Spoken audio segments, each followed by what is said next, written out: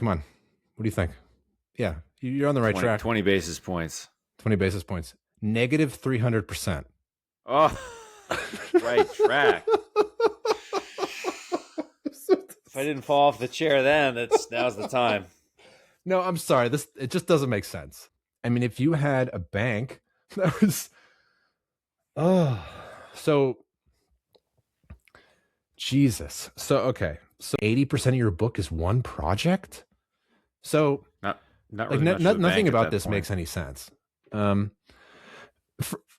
the perspective of a bank. So this is why some people are calling it like a Ponzi scheme or some sort of crony thing. 120 billion reserves down to less than 20, but stabilized since then. So what was going on in 2018, 2019? All right. The next thing, yeah. I can feel your energy, Luke. You're just you just. I mean, reading this, you're just offended, like even calling. I'm like, bank. I'm just kind of like wincing and like You're I can't just a keep my disgrace to eyes banks open. everywhere. It's like, what is going on? All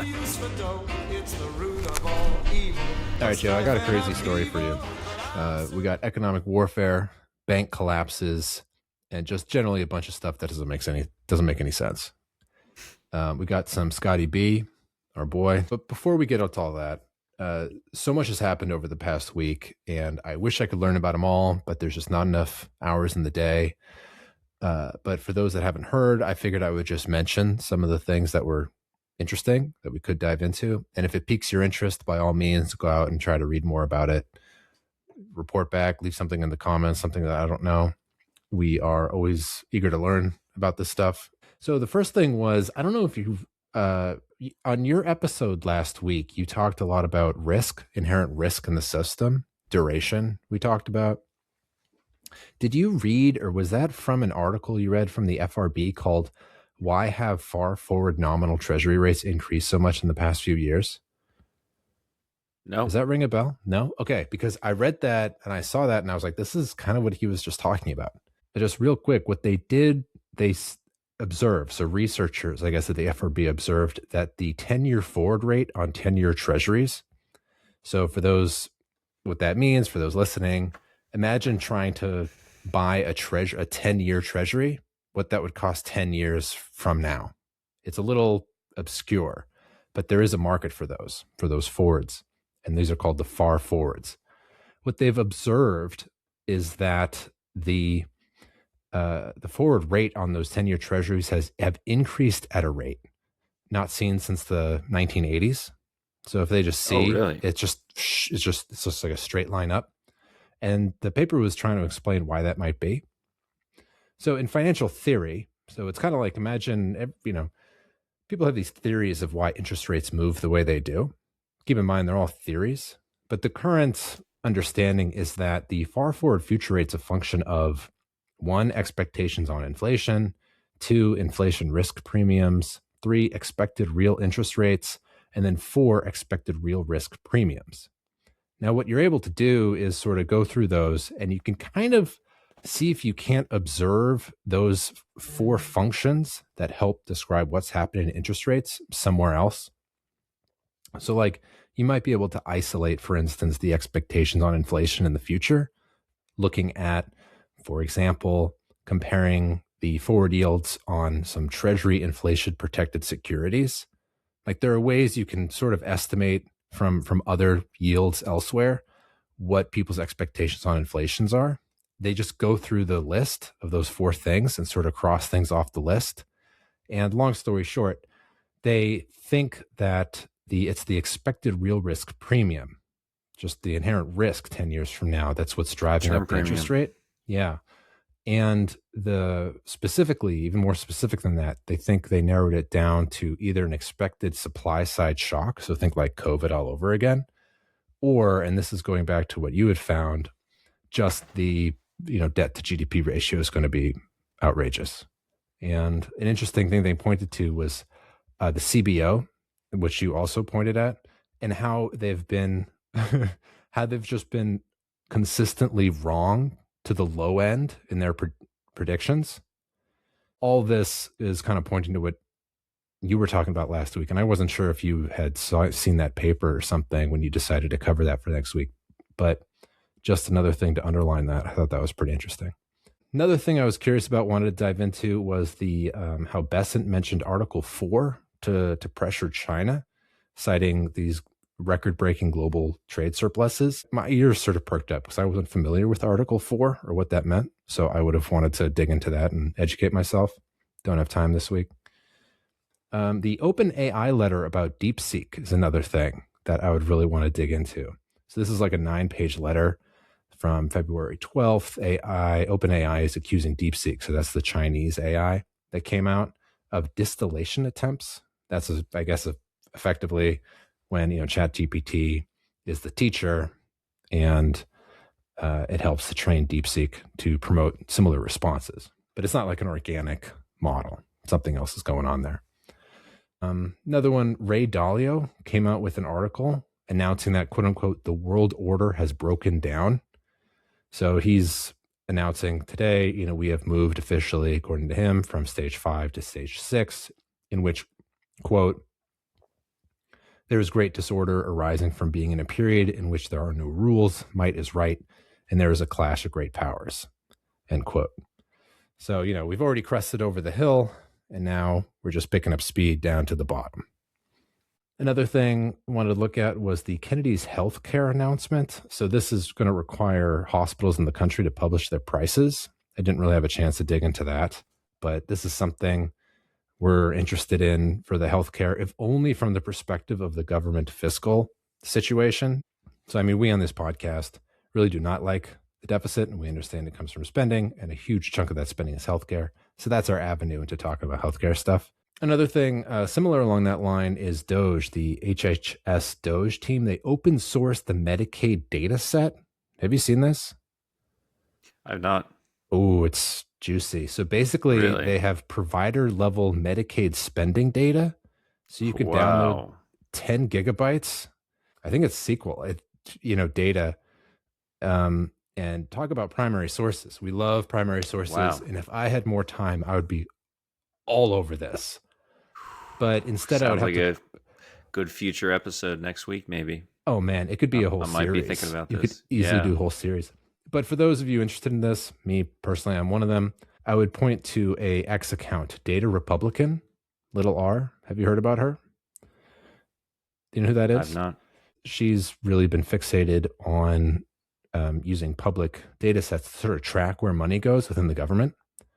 And when this was announced, she got super excited, and since been publishing articles, just digging into like Brooklyn. She's sort of narrowed down, and she's giving pictures of individual places, saying like this place had $3 billion or whatever.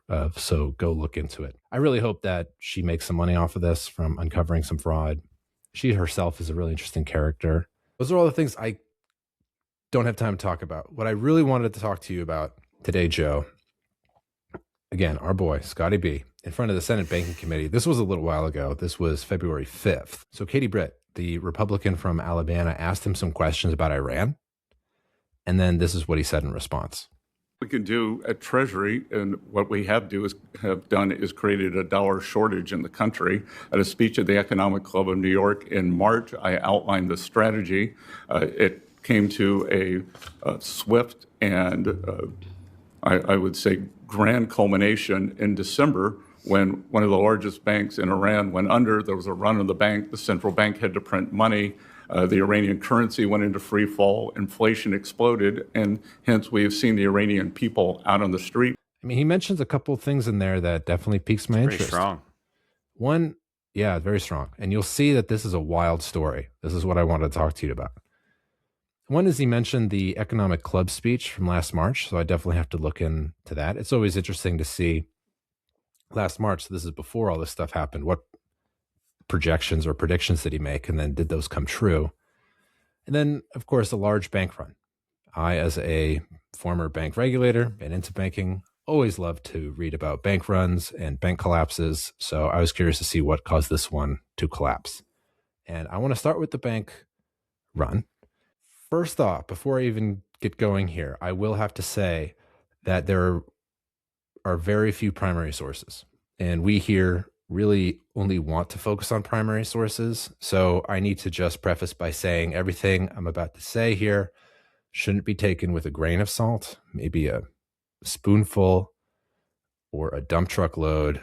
So, when looking into this, you can see quote unquote reports seem to be just copy pastes from other news outlets. You know what I mean? There are times where I'm just reading even word for word from that was lifted from some other article somewhere else. It's very weird. So I don't really trust almost any of this, but it's just like so juicy and this is all we got. So we're going to roll with it. But the big bank in question is, he doesn't mention what it is. It is likely, he didn't say the name, but it's likely this one called Ianda Bank, which he mentions December. This one didn't fail in December. It failed in October. But they think that the economic ramifications of it was hit in December. So we're going to go ahead and say this is probably the one he's talking about. It's certainly big enough. It has 270 branches, supposedly 7 million customers in Iran, which Iran has a population of a little less than 100 million. So we're talking like 7% or so of the population has got an account there. That's a lot. And I couldn't get really good numbers or reliable numbers of the actual size, but we might estimate total liabilities of $5 to $7 billion. For the bank fail, according to very dodgy reporting, they had to write off a $5 billion loan to the Iran Mall. I mean, a massive project that it managed itself. And then some sources say 90% of the portfolio was bad. That's your reaction, Joe?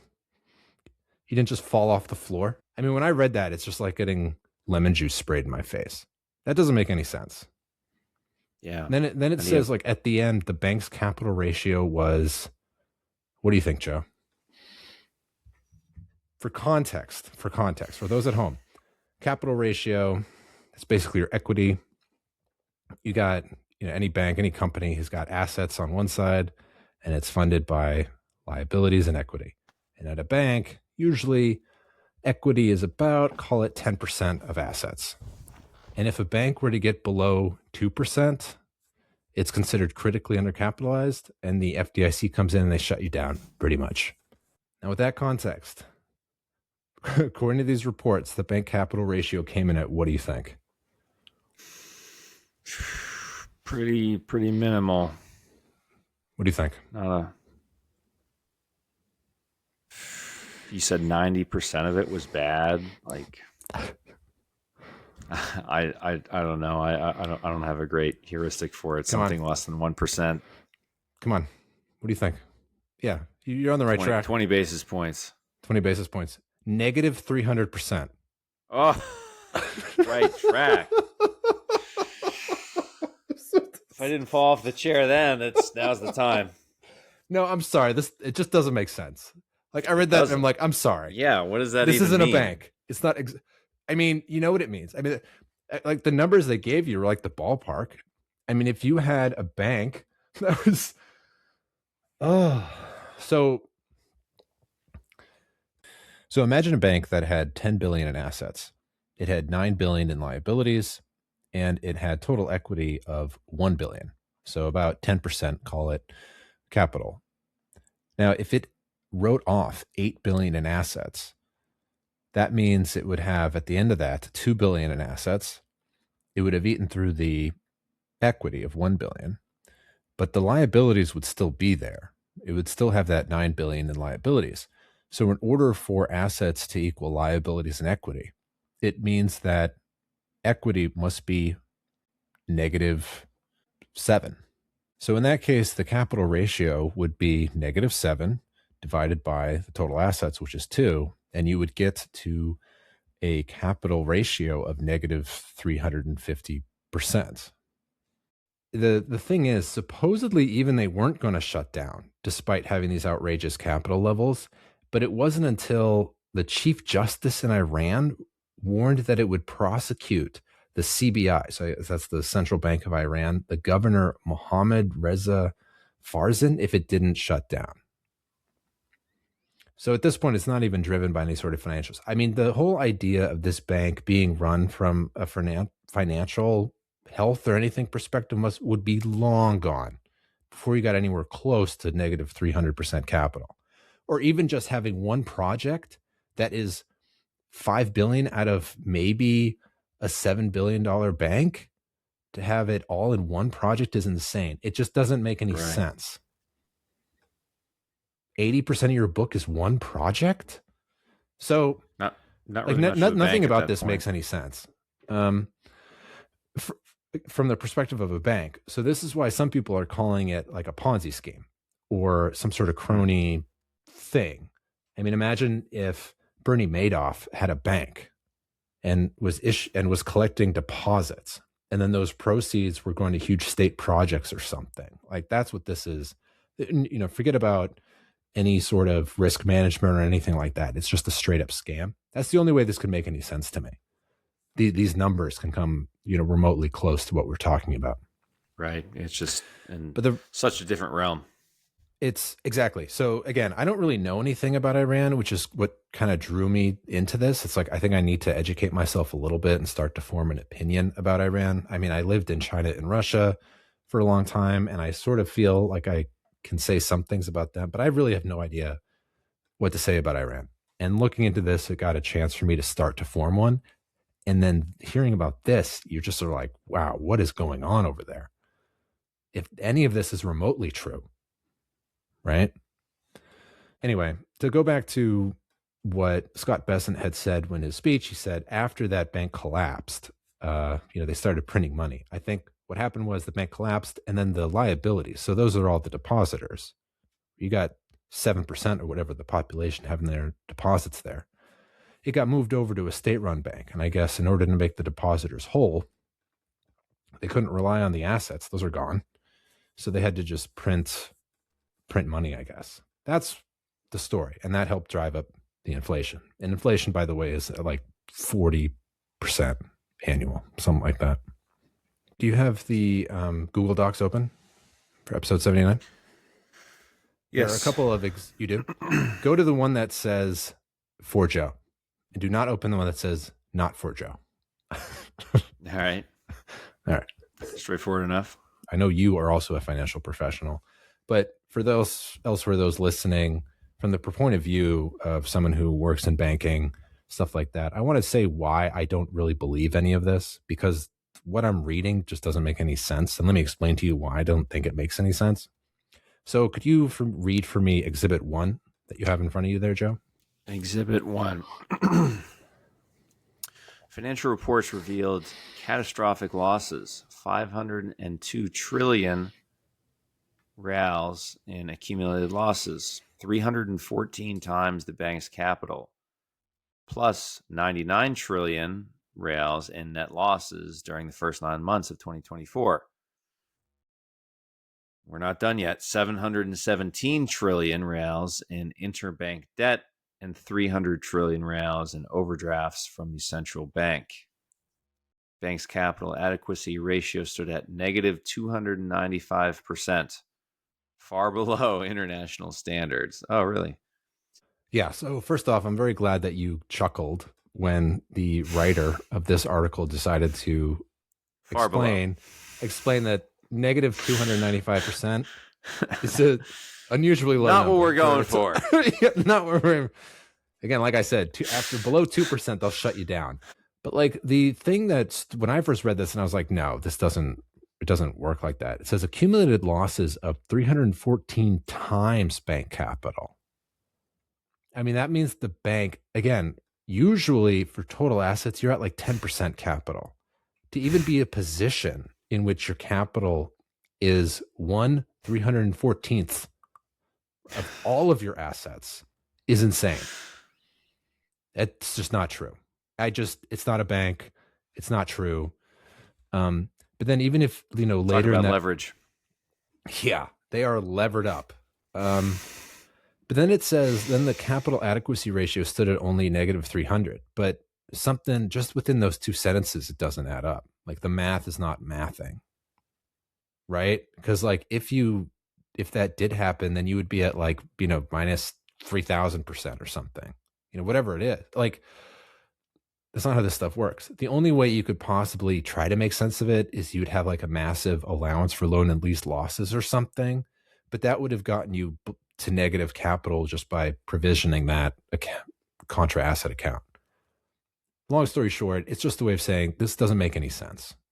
So here's another article that I read. Why don't you go ahead and read Exhibit 2, and I'll explain why this one doesn't really work for me either. All right. To understand the scope of the current banking crisis, it's worth looking at the precedent of Allende Bank, which was officially declared insolvent in October 2025. This once prominent private bank owned by regime-affiliated businessmen operated 270 branches nationwide and served approximately 7 million customers. In the end, it suffered losses of over $5.1 billion on debts of nearly $3 billion. Bank's equity ratio plummeted to negative 350%, meaning the institution had not only lost all of its capital, but also accumulated massive additional liabilities. Yeah. Yeah, right. So this one's saying, okay, actually it's negative 350% capital ratio, which, at this point, who cares? I mean, what's the difference? 350. Call it 400. But even just reading this, it just doesn't. When it says suffered a loss of over 5.1 billion on debts of nearly 3 billion, just the way it's written, it sounds as though the debts are the assets.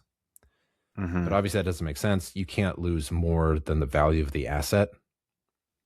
Right? So we have to assume that the debt is the liabilities. So they're saying that the total liabilities is 3 billion. But in that case, the equity is 2 billion. Because why, Joe? Because 3 plus 2.1 equals 5.1. And assets equal liabilities plus equity. It has to balance. But that would mean their capital ratio is 40%, which is just not right. Now that's like insanely high. Something else is going on. What's with this math not mathing? This math isn't mathing. So then the next thing is like the bank's equity ratio had plummeted to negative 350, meaning that the institution had not only lost all its capital, but also accumulated massive additional liabilities. That's also not what that means. It just means that equity wasn't as high as their numbers suggested, because when you write something off, it doesn't flow through liabilities. It just hits equity directly. So the liability amount, somewhat, counterintuitively in this context, if you have a hard number, it doesn't really matter. This is the stuff that I was just reading over and over, and you're just kind of like, you just can't make sense. You're like, what is going on? Whatever's going on is not what they're reporting here. The other thing I wanted to tell you, like for these numbers to kind of make sense, where they're writing off 40% of their book, I also want to show you how insane that is in the banking world. Insane. So to give you some context, we can look at the entire US bank industry, and we can ask ourselves kind of what proportion of all their assets do they think they're going to lose just over just the natural course of business. You don't 100% of the loans that you lend out aren't going to get paid back. That's the risk. Okay. But the question is, what percent of the loan book do you think is not going to get paid back, Joe? That's a really good question. I don't know. In the US, I don't know. A few percent. Okay. Something like that. Yeah. So we can look into this. What banks do is they account for this. They have a separate line item. I mentioned it earlier, ALL, allowance for loan and lease losses. And it's right there on their balance sheet. And it's a contra asset. So usually you have like your loan book, and you'll subtract out what you think you're going to lose. So if you just take that ALL number and divide it by the total book, you can kind of estimate what the whole industry thinks they're going to lose. So let's do that right now for me, Joe. Why don't you take a look at Exhibit 3 that I pulled up? Total loans. So this, what we're looking at is the assets and liabilities of commercial banks in the United States. Do me a favor, and why don't you go ahead and say, take the proportion of the ALL, so that's going to be on line 28, and divide it by the total loans. That's on line 9. Tell me what you get for January 2026. Yeah, 200 billion on 13 trillion. Between 1% and 2%. Yeah, That's pretty much what you said. That's about right. Like 1 to 2%. So when you hear like a bank writes off 40%, right, or $5 billion off of a $7 billion book, it's like, this isn't. I'm sorry, that's not a bank. I don't know what that is. These aren't real loans. These aren't real things. This isn't real. We're not. This isn't banking. I don't know what this is. You know, the sky's falling. Up is down. Down is up. Math isn't math. How did they put it? Far below international standards. This is outside the norm. Anyway, slightly elevated loan losses. Yeah, a little high. All right, man. All right. So that's I don't know. That's my take on whatever that was. I'm not going to call it a bank collapse because that wasn't a bank. But, you know, there you go. That's my... All right. The next thing, yeah. I can feel your energy, Luke. You're just I mean, reading this, you're just offended, like, even calling. I'm like, bank. I'm just kind of like wincing and like You're I can't keep my eyes to banks open. everywhere. It's like, what is going on? We don't have. Wasn't ready for this emotional distress. It was so weird. I went for a ride, man. I mean, you wonder like of all the things I could talk about. What a trip! All right, let's go. Let's go back to that March 6th, 2025 speech. So the second thing that I want to talk about, he mentioned originally when he spoke to the Senate Banking Committee, he talked about the bank collapse, which we just covered. And then he also talked about the speech that he gave back around this time last year, 2025, when he laid out his plan to go after Iran. And he talked about the maximum pressure. So let's look at that. This administration has kept the enhanced sanctions in place and will not hesitate to go all in should it provide leverage in peace negotiations. Per President Trump's guidance, sanctions will be used explicitly and aggressively for immediate maximum impact. They will be carefully monitored to ensure that they are achieving specific objectives. Last month, the White House announced its maximum pressure campaign on Iran, designed to collapse its already buckling economy. The Iranian economy is in disarray. 35% official inflation has official inflation, a currency that has depreciated 60% in the last 12 months, and an ongoing energy crisis. I know a few things about currency devaluations, and if I were an Iranian, I would get all of my money out of the Rial now. I sent to you in Exhibit 4, the exchange rate between when Bessent gave that speech to today. Well, like a week or two ago. Why don't you describe it for the people listening? Well, looks like we've got a 3,000% depreciation here. Yeah, no, I mean, this is a funny chart. Go ahead and describe it. Yeah. Today, it's more than 1 million Rial per dollar. How much was it before? Go back beginning of January, maybe just under, or what's $1.5 million today? Just right around $1 million a month ago. Before that, it's basically you can't even see it. Yeah, it's just a flat line. Basically, basically at zero.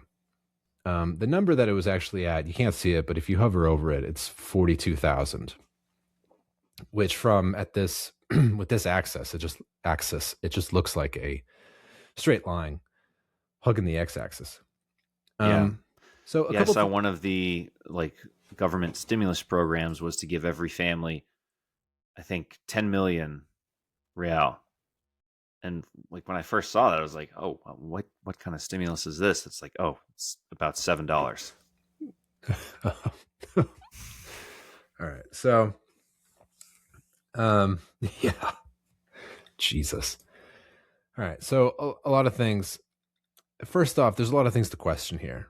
Okay. Bessent said in his speech that the currency had depreciated 60%, I think, over the last 12 months. But if you go to according to Google, it's just this straight line. It's something we're missing something here. Wait, sorry, but that wasn't that speech last March? Yes. Yeah. So I don't show that part, but you'll have to trust me. Okay. It's just like a straight line. Let's see the 5-year. Yeah. So this is what we were looking at before. Sorry, it was opposite way. So he was sitting here in March and he was looking at a 42,000.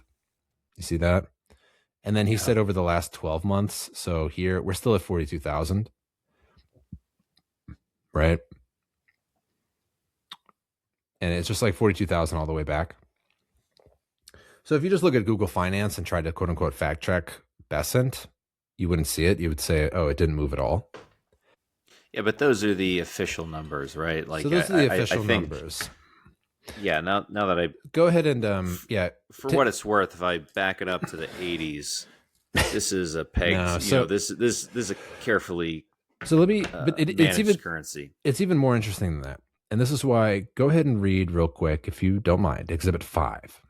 So just by a little bit of background, this is from a book I decided to pick up and read called Choke Point. Very interesting. Highly recommended. I read it last week. This is a paragraph from the book. Go ahead and read it. Exhibit 5.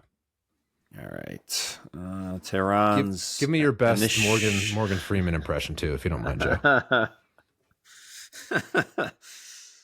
But Tehran's initial attempts to stabilize the economy. Their attempts to stabilize the economy only made things worse. In late September, central bank launched a new currency trading center modeled after an entity created at the height of the Iran-Iraq war. Center divided Iran's economy into 3 tiers, each of which could access U.S. dollars at a different exchange rate. Businesses in the first tier, importers of essentials like meat, grain, and medicine, could buy dollars for the fixed official rates of 12,260 Rials to the dollar, less than half the rate available to the open market. Fixed rate was an attempt to ward off another fiasco like the chicken crisis. Businesses in the second tier, including in livestock, metals, and minerals, could access dollars for a small discount below the open market rate. Everyone else was on their own.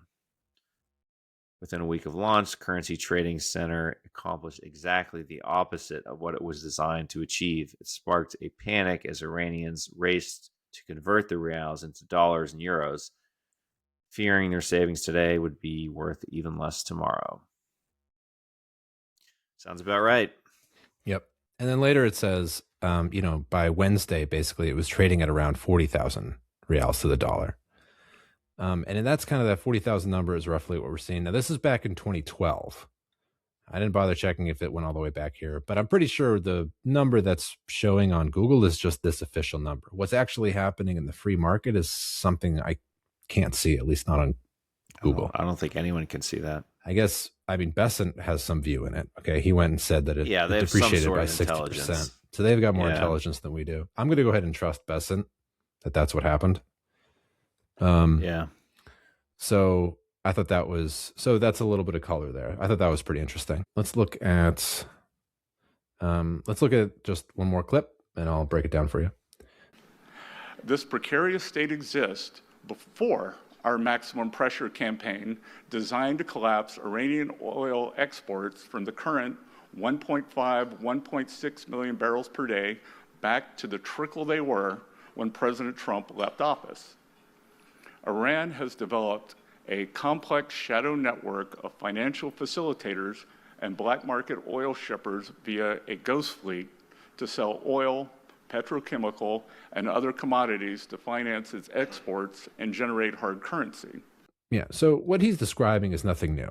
And again, that book, Choke Point, American Power in the Age of Economic Warfare, written by Edward Fishman, he really details the Iranian sanctions from right after the Iranian Revolution, coming back to 1979, all the way through to the mid-2010s. And it was super interesting to read about the policy failures, adjustments, questions, considerations, what they had to weigh in their mind. How do you sanction an oil state while keeping the oil flowing to world markets? How would you do that, Joe? I'd say they did it. That was really interesting. How do you get secondary sanctions? So you sanction the people who do business with Iran to work. They tried that in the 90s. Europe didn't appreciate it too much, didn't work.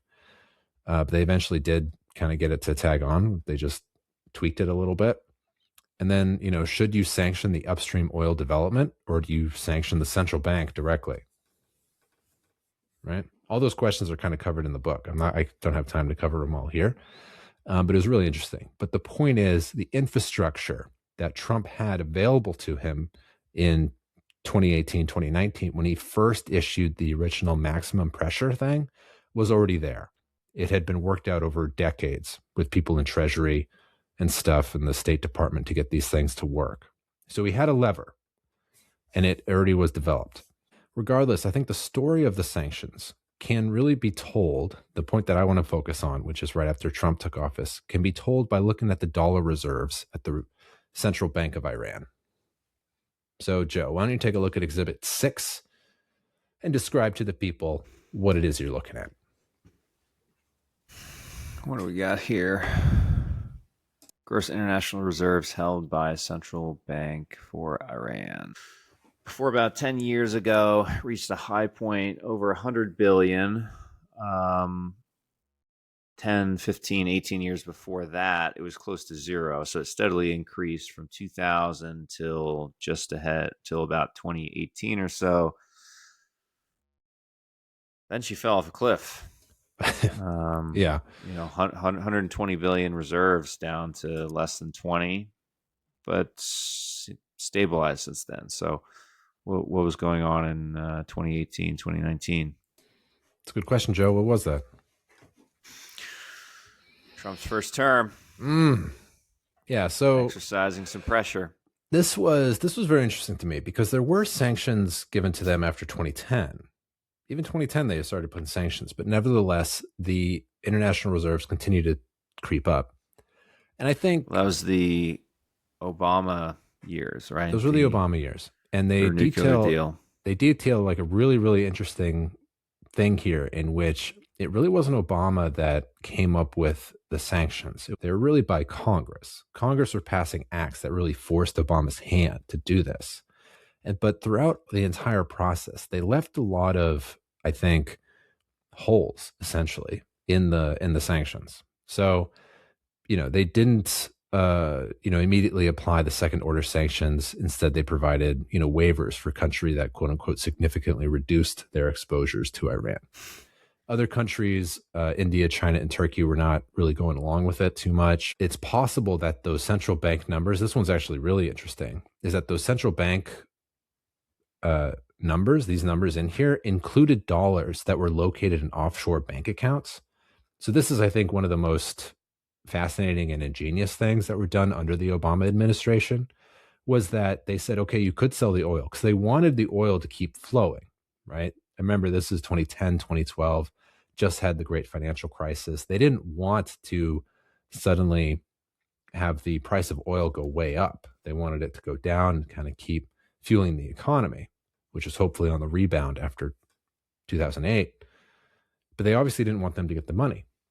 So they did force Iran to keep all the money in the offshore accounts. So they didn't have access to it unless they basically sold it to buy like goods or something in the country at which the accounts were held.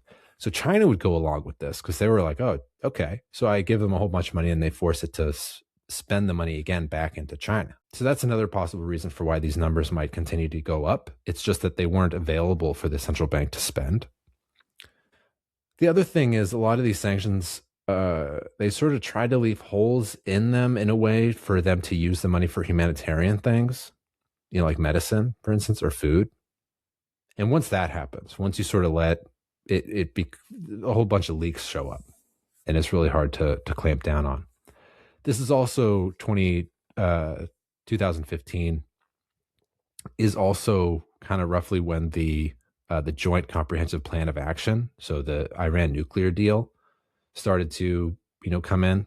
So and even in 2013, there were some talks about it. Obama really wanted to advance through diplomacy and get an Iran deal, and all this sort of led to weakening sanctions, so it grew.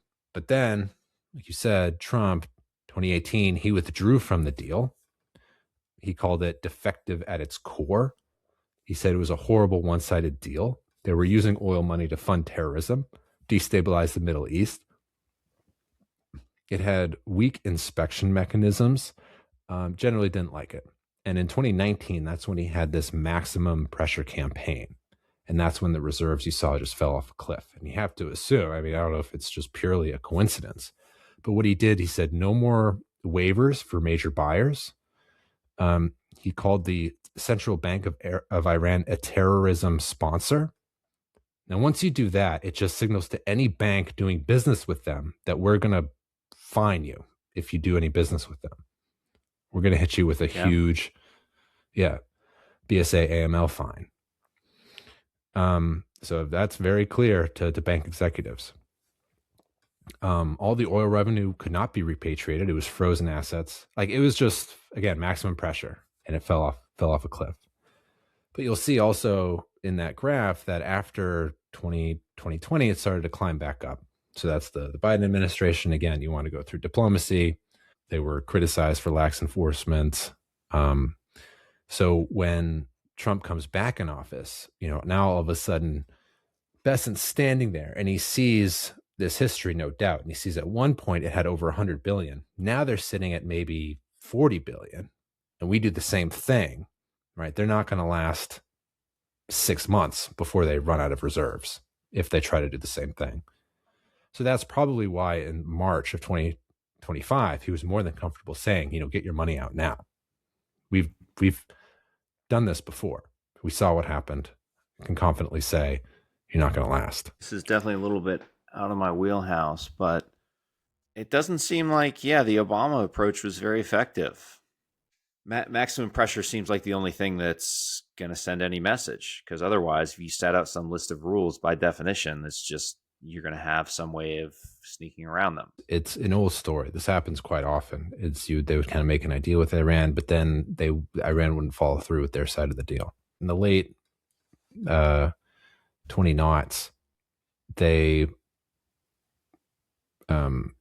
Iran had committed for whatever reason. They said we're not going to develop a nuclear program anymore. But then, sure enough, the West finds nuclear sites that are being built, and they're like, "Yo, wait, what's going on?"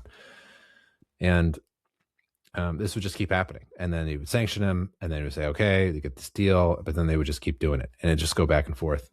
So I think someone signs a deal originally, it sounds good. It's like, look, we just fixed the nuclear problem. And oftentimes this is a quote I keep coming back to. It's an old quote that says, in politics, perception is more important than reality. And I think that's what these deals often are. They just perceived good. They look good. They sound good. They're easy to sell. It's great. We're all feeling good and stuff. If they're not effective, well, let's just make sure no one finds out that they're not effective and it's all still good or something. I think, one of the things I'll give credit to Trump for is at least it seems that he's looking at the reality on the ground. His eyes are open and looking at it and says, we're getting screwed here. They're not following through. They're not letting our inspectors in, whatever it is. So this isn't working. We got to get out and try something else. The other thing is the maximum pressure. It's like, I'm sure there are people saying, the humanitarian people on the ground, they're really suffering. And you have to make a decision. Are you going to be tough and effective, or are you going to be, again, perceived as a good guy and be ineffective? He chose the former, I guess. Maximum pressure. The book I think the book is very level-headed in terms of sort of its assessment and how much the economic wars and sanctions, what they can and can't do. In general, he's impressed that they're able to pull them off and do what they're succeed in what they were designed to do. Yet, even though they didn't meet their goals, oftentimes in sanctions against Russia, for instance, as a deterrence for invading Ukraine, that didn't work. Iran sanctions to get them to stop making nuclear stuff, that didn't work. Oftentimes they don't really work. They can be very impressive. They can really grind the economy to a halt and all that. But do they ultimately achieve their goals? Often they do not. Yeah, I mean, certainly beyond my depth as well. But like the headlines today, like just a few hours ago, was something like Trump considering targeted military strikes force them into a deal, whatever that means. The idea of a deal forced by military action versus the Obama style deal. I didn't read Art of a Deal. Maybe that's the next book I need to read. But you definitely want to go into a negotiation from a position of strength, I suppose. Just a wild guess here. Yeah. I mean, that's Trump's tagline: peace through strength. Yeah. All right, Joe. Well, that's all I had for you today. This has been really interesting. Yeah, I still know. This is really great. I mean, it's given me way more questions than I had beforehand because I didn't even know what questions to ask. So this is really interesting to learn about. Yeah. I definitely learned a lot. Yeah, definitely how I feel too. But glad to kind of brush up at least that little corner of knowledge that I really had no shine a light into that. Definitely darkness that was my total ignorance about this stuff. So hope that was interesting. This has been another episode of the Root of All Evil podcast. My name is Luke. I'm Joe. I'll see you next week, or maybe 2 weeks. Joe's traveling or something, and or no, I'm going to be probably indisposed, but we'll see. Anyway, we'll see. Next week, we'll get something. Maybe we'll get something out there. All right, take care. All right, see ya. Bye.